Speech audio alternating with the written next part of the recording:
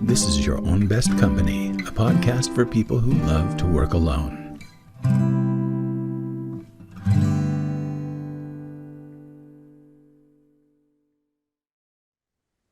Hi there, everybody. This is Franklin Taggart, and this is Your Own Best Company, a podcast that is intended to support and encourage and inform people who love working alone. The guest that I'm going to introduce you to today is someone that I've known for quite a while. And what's really funny, Heidi, I'm going to tell a little bit of a story before we get through the formal introduction. I moved to Northern Colorado in 2011, and we kind of made that decision quickly and kind of needed to, find resources in a hurry when we were making our move. So I started doing a lot of research online, looking for blogs and things like that were Colorado based. And one of the blogs that I found was one called Heiditown. And it was one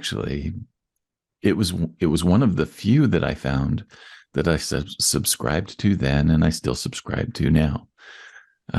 So Heidi Kerr-Schlaefer is the founder and mayor of Heiditown. And Heiditown blog has expanded in a whole lot of directions that we'll talk about today. But first, I just want to say, at long last, welcome, Heidi. Thank you so much. That warms my heart that you found it. It was really helpful. Let's give people a little bit of an idea of what Heiditown is about. I started freelance writing in 2006, and everyone said, "Why don't you have a blog? You should have a blog." And I'm like, "What's a blog?" Because it's 2006. So in 2007, I started reviewing restaurants and books, movies under Heditown, which a friend called me the mayor, so I became the mayor of Heiditown. It just kind of organically happened. I wish I could say there was a real business plan behind this, and there was not.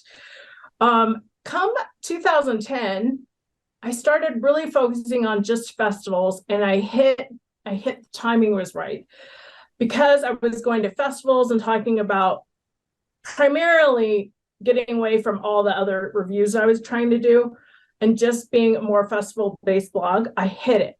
The timing was right. Colorado was exploding in 2010 with festivals, and it was just a perfect time to be on the scene. And by the nature of doing that, I was traveling around the state. And so I incorporated that into my writing and had travel columns in several magazines. And it just kind of went from there. Kind of organically went from there. Pretty amazing. And one of the things I love about your story is that you just kind of started blogging as just, a curiosity. Yeah, and sure. the blog ended up gaining momentum as you went. And then as you started to narrow down the idea that for right now, I'm going to talk about festivals, that turned into a whole bunch of other opportunities. Can you talk a little bit about how those opportunities came about? Well, it was literally just the fact that I'm in Durango for the I'm going to forget the name of the beer festival. They were a client for a while. That's terrible of me. But by the nature of being there, all of a sudden I have an opportunity to write about Durango. So I was really utilizing Heiditown also to do my freelance writing. So I was wearing multiple hats on most trips. Most trips were freelance hat for whatever magazine or publication I'm writing for, and then a Heiditown hat talking about festivals and travel eventually a lot too. So that was sort of the reason travel got incorporated, just because I was doing it. And I grew up road tripping. I never got on a plane until I was 18, probably. Planes were not even in our world. And so we went everywhere by car. And my dad had said early on, "Hey, look, that restaurant has lots of cars on it. At it must be good." And so I learned early on, like, how to road trip well. And yeah. So that's, by the nature of doing festivals, it sort of grew up from that. That's amazing. And so one of the things that I remember seeing was that ultimately you started taking on clients. Were you doing writing for them? Were you doing marketing for them? What was your role there? Yes. So over time, really in the beginning of 2010, I was mostly freelance writing, not bringing on clients for Heiditown. And then I ended up advertising festivals first. Festivals would come to me. The Colorado Brewers Fest came to me early on. They were one of my first ones that came and said, let's do a festival thing. The Winter Festival in Estes Park, which I'm not even sure if that still exists, but that came to me early on. Elizabeth, who now works with Grand Junction, came to me early on in the process and said, I would, let's work together. It was great. And so, that evolved. And then I ended up doing some DMO, destination marketing. It's one of those industry words of travel and tourism, but it's DMO, destination marketing organization. So it's the visits mostly in a town. And I would do campaigns to put, for instance, Delta County on the map. So I would just repeat, because you have to hear things so many times in this world to remember. So I would repeat how much we really liked Delta County. And it wasn't a lie. And that was what was so great about what I was able to do with that was I liked all these places I was talking about. So it's easy to do. And I really do have a kind of a marketing personality. And so so demos started coming to me. We started doing package plans, and it was a lot of fun. So you've built Heiditown is now Heidi Empire. Yeah. Although I am stepping back. I am stepping back from taking DMOs on at this point. I'm not going to do any more work with destinations or PR agencies anymore for Heiditown. It's just going to be back to the roots of festival advertising. I'm very excited. Keystone Festivals has come on for their flight of 5 festivals this summer, and in talks with other people. So I've never really dropped that, but I'm going to make that the key part of Heiditown again, because that's not going to be the number one thing anymore. That's that and freelance writing, which I stopped. I'll freelance on the end of January. I'm doing the Heidi Guide in Mountain Living. That's the one thing that I'm continuing with.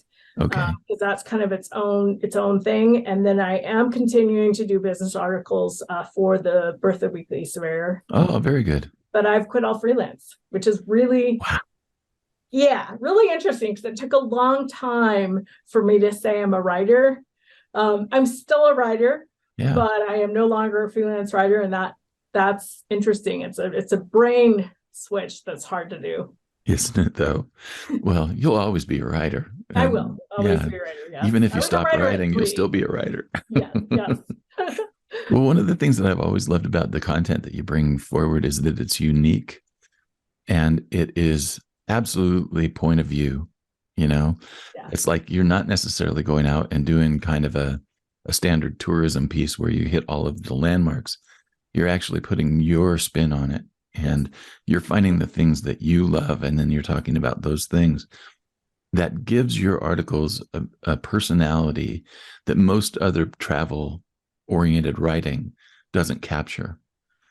I love hearing that, because that's really, I think, to use a business term, unique selling proposition in this whole thing has been that I don't do tours. I don't do press trips. I literally say, to different agencies that I've worked with over the years, I'm going to go to town and go pretty much eat where I want to eat. And if there's a great dive bar, I will go into that dive bar, and I'm going to write about that dive bar. And I think that most people that have worked with me and know me over the years kind of are aware of that. Yeah. But yes, I hope that comes through, because I've always kind of done it my own way and not looked at the way other people have done travel writing. I'm horrible in the fact that I don't read a lot of other travel blogs.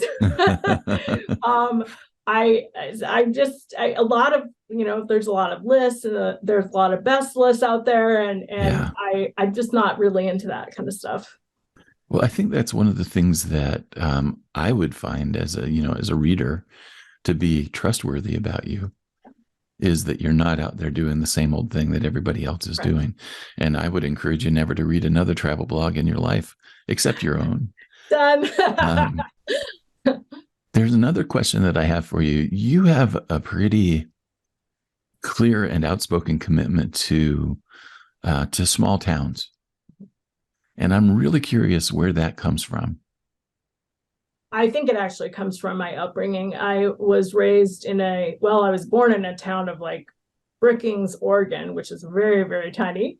Yeah. We eventually moved, and I grew up in a place called Cedro-Woolley, Washington, which was in the Skagit Valley, north of Seattle, quite a bit. It's actually closer to Vancouver, BC. Yeah. So every once in a while, someone hears a Canadian accent in my voice, but I'm not Canadian. A town of 5,000. And I think that's where I feel comfortable. We lived outside of Denver, and I worked down by the Capitol for 3 years of my life. And I'm not a city person. I like to go to the city, and then I like to leave the city. Yeah. I don't feel like I have no idea. I think that small towns have this kind of charm, and it's probably because I was raised in one. Yeah. Yeah. So well, one of the things that you mentioned in your intro that you sent me was that you really feel like that optimism is something that is really critical for small towns to develop and to maintain. Can you talk a little bit about where that observation comes from? Well, that observation is just from going to so many places and realizing that so many communities don't realize what they have. And I'll give you an example of one is Rangeley, Colorado. Yeah. I think they do in some ways realize what they have, but they are so friendly. It stood out. It stood out to Ryan and I. Were like, this is crazy. Everyone's talking to us. I loved it. Ryan's like, what is happening? I'm like, all right, let's chill. And I'll go to places like Kit Carson, which I just found out the little restaurant closed down that have these greatest hamburgers in the world. Oh. And I think it's hard when you are a lot of small towns. Although during the pandemic, people were moving from places like Denver Metro into smaller communities, but a lot of small towns, people have grown up there and stayed there, and they know what they have, but they don't realize it. They can't see the forest for the trees. Yeah. With this new business I'm doing, I couldn't do it for Loveland because I've lived here for 20 years. And I need to be able to go in with clear eyes and see a town and see these great things that it's not even that people, I just don't think they're aware. It's like bringing that realization to them. Yeah. I talked to somebody in Lamar, and she has grown up there, and she said she was at the park with her son, and somebody was in town at the park because they were in town for like a wrestling tournament or something. And that woman said to her, wow, this park is such an amazing space. And she thought, well, I go to this park every day and I take it completely for granted, but it is a great space that they have in Lamar. So it's just little things I think that people don't realize that they can be super proud of. And that pride is really that foundation that I believe strongly everything else can build on. Tourism, economic development. If you don't have that really sense of pride in place, it's hard to do all those other things. It's a little harder. Not that they can't be done, it just makes it harder. Yeah, definitely. There are so many things that, you've got my mind just spinning with questions right now. I'm a little bit curious. I know that you've tried a lot of things in terms of your business and turning Heiditown into a brand and a business. Can you talk about, we know that the blog, at least for many years, has had a pretty successful run. Mm-hmm. It seems like to me in the last couple of years that you've not posted to your blog as much as you once did. Mm-hmm. Is there a reason for that? It was honestly the last couple of years of the pandemic was really crushing. Yeah. to travel, to tourism, to myself. I went into the pandemic having emergency room level migraines. Oh, wow. And they didn't diagnose it as such for over a year. And so I went into the pandemic still playing around with a ton of drugs, and I landed in the emergency room 4 times that year. And so it was a long road. And then the pandemic hits and we all stopped traveling. Yeah. I was lucky in the fact that I did have actually a few big things that ended up lining up that year, because the state was like, people still need to get out and travel, even though I know on one hand, police are saying you can't go more than 10 miles from home. But on the other hand, these towns really needed that influx of money. But Yeah. so I did a little bit of traveling, but quite honestly, it was the pandemic plus just my personal things that were going on. We just didn't do as much travel. I mean, I was traveling going into 2019 and throughout 19, I was traveling 3 times a month. I was going to say, I remember seeing like on Facebook that you all would be in a different town every weekend. Yeah, it was right? crazy. It was, I love it. I loved it. It was great. Yeah. It was great. But I think it's gone down to about once a month now. And it's different. Yeah, well, it'll pick back up again. I'm trusting that. Now, I have a question for you. It seems like to me your husband Ryan is also a self-employed guy, makes beautiful furniture. Is he as into the travel as you are? I don't think he would be without me. Oh, okay. In other words, I think that if I had not come along into his life 25, 26 years ago, he probably would be perfectly fine not traveling anywhere. Like he's not, but he has become such a great traveler and such a great person to have with me to observe things along the way that I don't observe, to ask questions. He's like the perfect person to take to an art museum. I mean, because he went to art school. So, yeah, exactly. I mean, he asks all these questions that I don't even think about asking, because we've been lucky enough to get the tour from the curator because I was writing on all of these trips. I mean, these are work trips, Yeah. And so he's been just wonderful. And I have to give a shout out because I am a co-owner of that company. He's been self-employed since 2004. He went out on his own in 2004. Ryan Schlaefer Fine Furniture, which is based here in Denver. We sell to the trade. So we're in showrooms in Denver and Scottsdale, Arizona right now. So, and it's just absolutely remarkable furniture. It's just beautiful. He is the artistic one in this relationship. Just a different kind of creativity, my dear. I'm also curious. You've tried a lot of things under the Heiditown brand. Are there any things that you tried that you really were disappointed in the result that you got? I don't really have, other than doing a couple of press trips, which I realized throughout my tenure of doing Heditown, I've realized I've done probably 2 or 3. That's it. Okay. And every time it's a little bit like a realization that I'm not this. Okay. So that's, I'm trying to think of things I tried. I mean, really, Heiditown, going into 2020, it was actually going to be my best year financially for Heiditown. But the freelance writing really was subsidizing it. It was not going to stand on its own 2 legs, right? Financially. So while it did bring in money, it was being subsidized by freelance writing. Okay. That makes sense. So, totally. I mean, it maybe looks like it could stand on its own, but it really can't. A lot of what we do is out of pocket. And I don't think people realize that as much, but I don't know. Either way, it was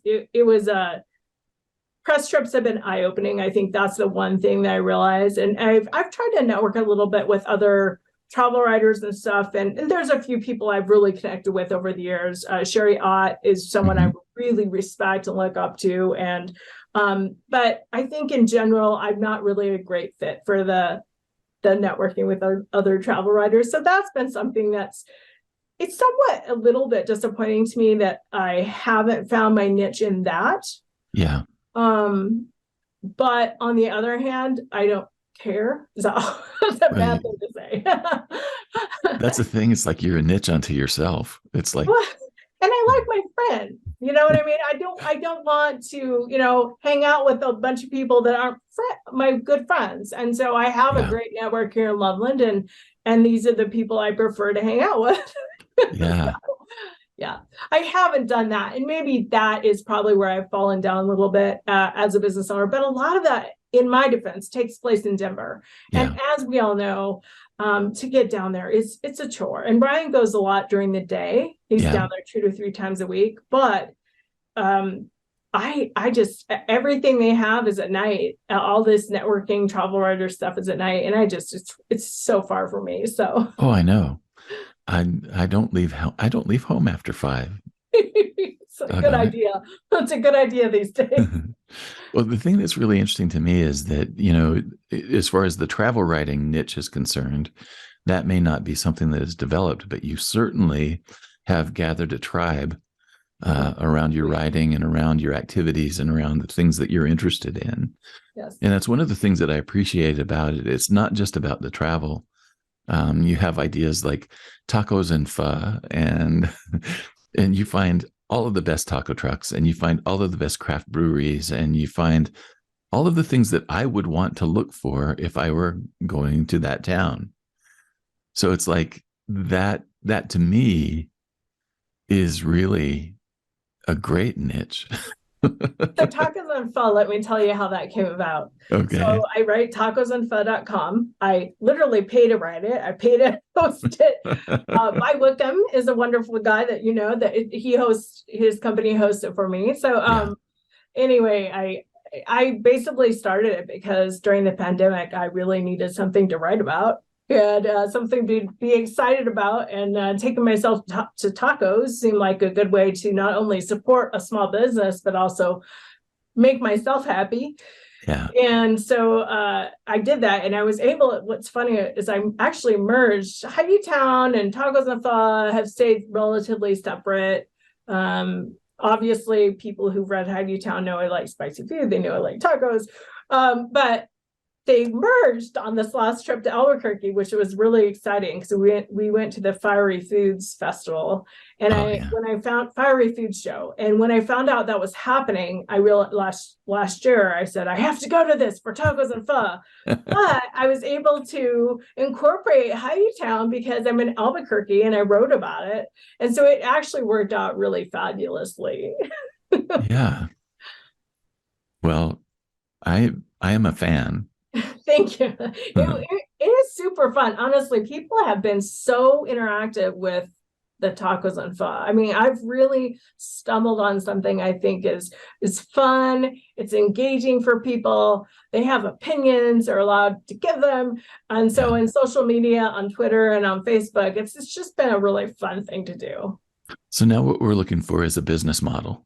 Yeah, okay. Absolutely. Well, you and I need to talk, maybe in a separate conversation about that. Yeah. No, and I have a couple ideas for it. I do. I would love it if Tacos and Pho could just support itself. Oh yeah, no kidding, right? That would be great. So me supporting it. Wonderful. I think there's a way. I think I'm always optimistic about stuff like that, though. Well, Heidi, you're now also moving into a direction of consulting.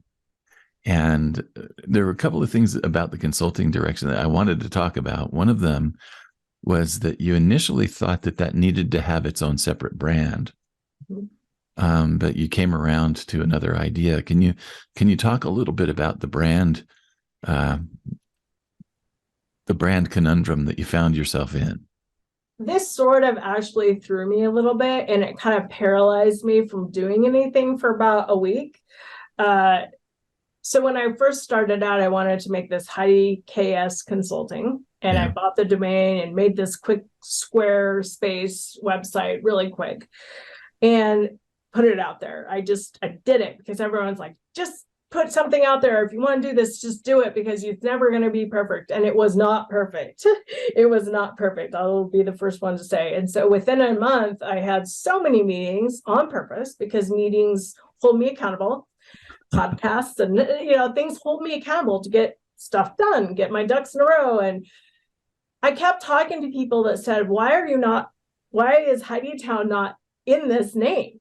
Yeah. And over and over. And even people within the travel industry were saying this, not just people outside the travel industry, which I would expect those people, but there were some reasons and that I thought it wouldn't work. And after what felt like a million meetings, I was convinced that Heiditown Consulting should be the name of it, because what I'm convinced of and what the truth of the matter is, Heiditown gives me the credibility to do this business consulting. And without Heiditown, this consulting business wouldn't have happened. Yeah. And so there's without a doubt a connection between the two.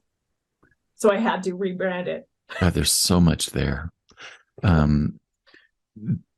The thing that really strikes me is that, you've worked now, Heiditown has been a brand for at least 15 years. Yeah. And you've worked hard to bring some recognition to that brand, at least throughout the state of Colorado and in some of the surrounding states as well. Yep. And it has to be kind of affirming to have people reflect that back to you.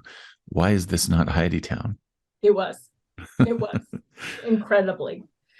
And, so many people said, you're the mayor. Everybody knows you as the mayor of Heiditown. So yes, it was affirming. I have felt for a long time that this consulting idea is a really amazing business plan, but to hear people say that was really great. It was.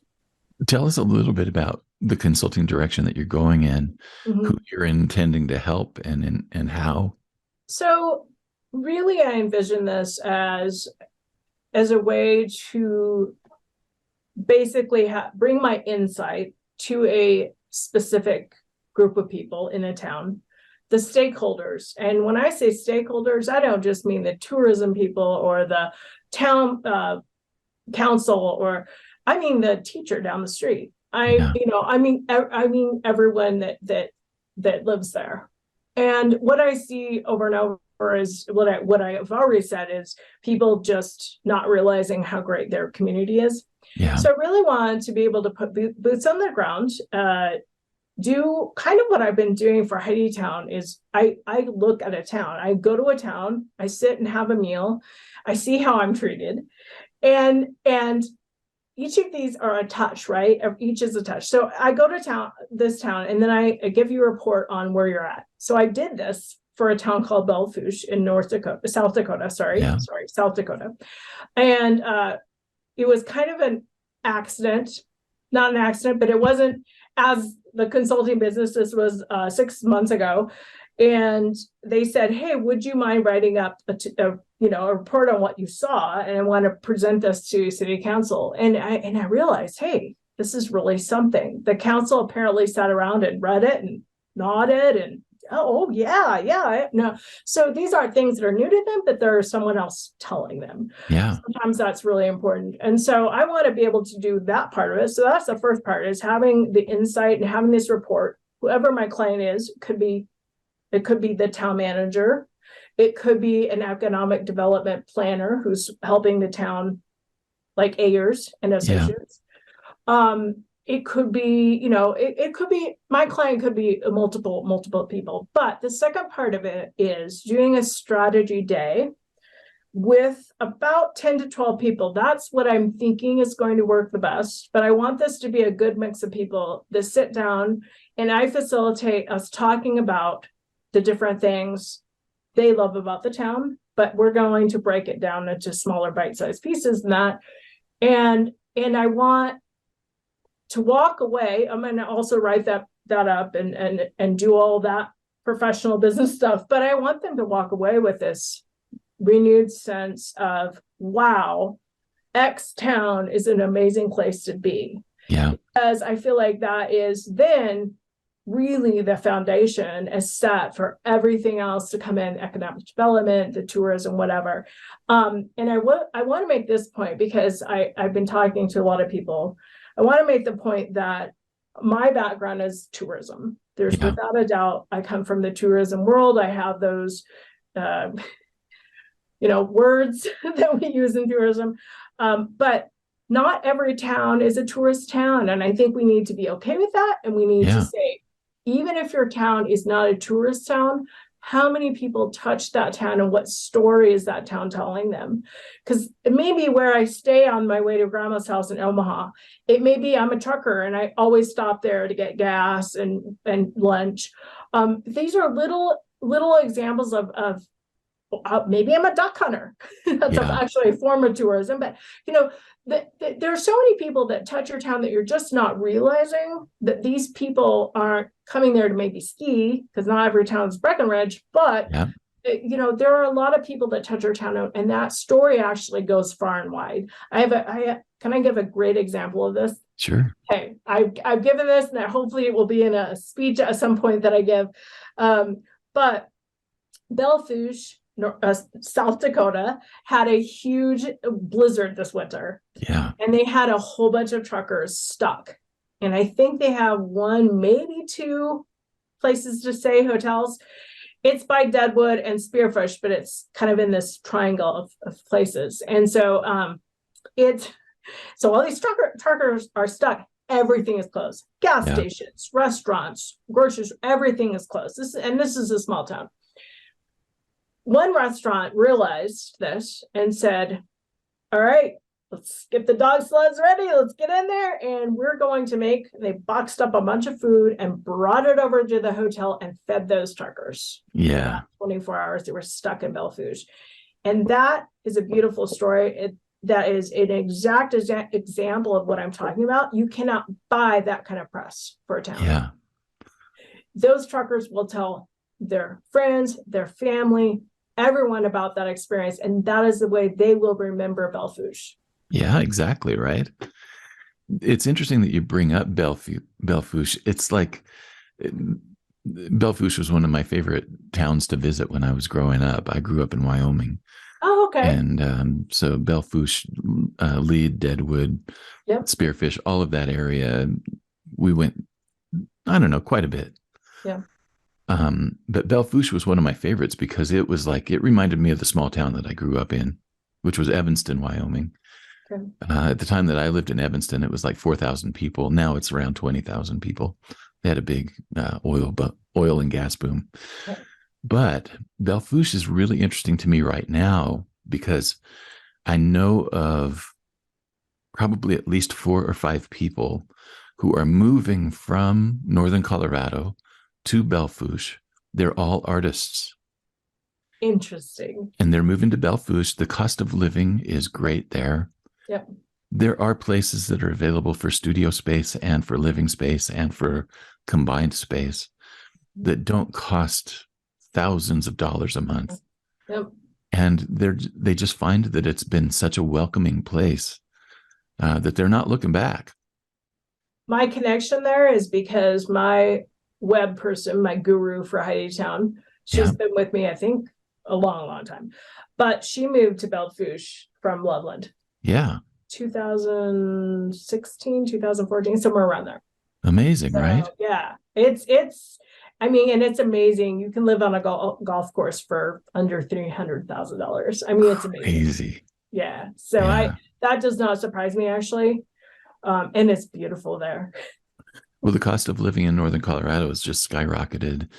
And the artists that made it a cool place to live are now having to move. Yeah. And they're going to smaller towns like that in droves. Mm-hmm. So that may be something too that your consulting agency can facilitate, is how to attract artists and creatives to your community. Yes, that is actually a fascinating piece of little knowledge there. We moved to Loveland. This is not a Loveland thing, but we moved here because it was in the book, The 100 Best Small Art Towns in America. Yeah. And it was number 8.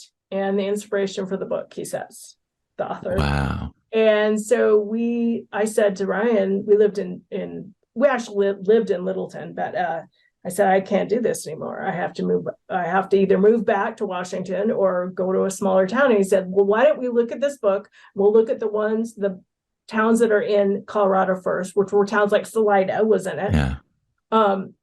This is 2002-ish.